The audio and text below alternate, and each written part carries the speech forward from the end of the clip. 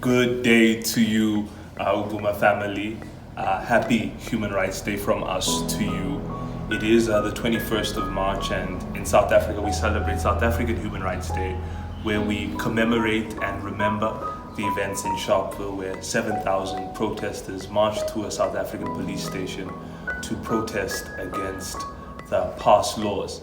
And that event, culminating with many others, has brought us to this present dispensation where we have a new constitution with an entrenched Bill of Rights founded upon a different set of values. And the society we are in intends to be one that is antithetical, different, a breakaway from that of apartheid. And first and foremost among these values are human dignity, the achievement of equality, and the advancement of human rights and freedoms.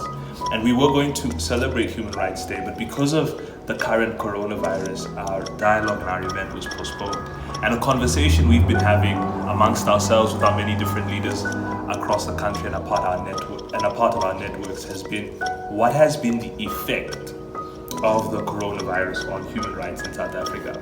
And I have a few notes in front of me with some of the conversations that we've been having, and the leaders in our network asked that I share it with you, and hopefully we can create a bigger and broader conversation in light of this epidemic. And two rights have really been dominant among the discourse we've been having for young people, and first among these is healthcare.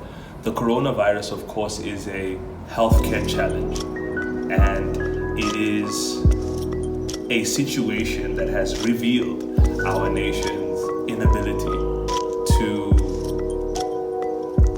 answer the right to healthcare. Section 27 of our Constitution entrenches the right to healthcare services.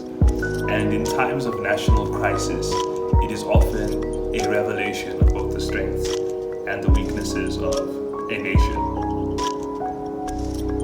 Now, the shortcomings of our healthcare system is not something new. It is something that has been self-evident in our country. But when looking at the cost of a coronavirus testing kit, not just in South Africa, but globally, it has been a realization to many about how expensive it is to stay alive in the 21st century. And this, for our leaders and for us in our network, has brought a fresh perspective on the conversation regarding the commoditization, or commodification rather, of healthcare services. Is it in principle correct to trade the right to life effectively, the right to stay alive, for money in a society where one's economic class is still largely dependent on race and gender? And of course, we have the NHI bill and the different political schools and political parties have commented on this here and there, but from a human rights perspective, on a day such as this, when looking at the right to healthcare, is it appropriate that my access to treatment that could keep me alive depends on how much money I have?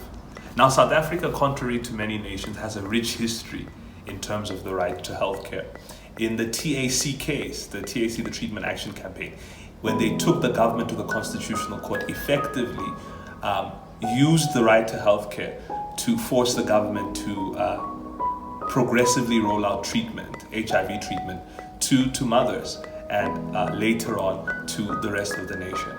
But now looking at it in terms of this current crisis, where again, people with HIV, the 7 million about in this country, are the most vulnerable. When our healthcare minister says that 60 to 70% of the country are likely to contract the virus, and 20% of these cases being fatal, we must come to the realization that for us to answer this from a healthcare perspective, there needs to be a partnership between the private and the public sector. Public and private hospitals actually need to have a combined response to this. Now, this for many of us and many of the leaders in our network broke the silos and the categories that this discussion has often been held in: left versus right, capitalism versus communism, these age-old arguments that are really antiquated in this time. They're old school, they're not relevant for the time we are living in. But as a matter of principle and pragmatism, what is most practical for our nation to stay healthy and for our nation to respond to this crisis effectively? And many of us said, we need to come to a point as people in our country where we value people above profit. And the Bill of Rights, fundamentally for us as an organization and for us as young leaders, is us saying that we cannot put a price on human life. And when we look at how healthcare is being addressed, we view that there should be no price on human life and that every citizen who needs it should have access to quality healthcare. Now, crises like these oftentimes reveal a systematic problem. The healthcare issue isn't an issue that is unique to the coronavirus outbreak, but it's an issue experienced every day in this country.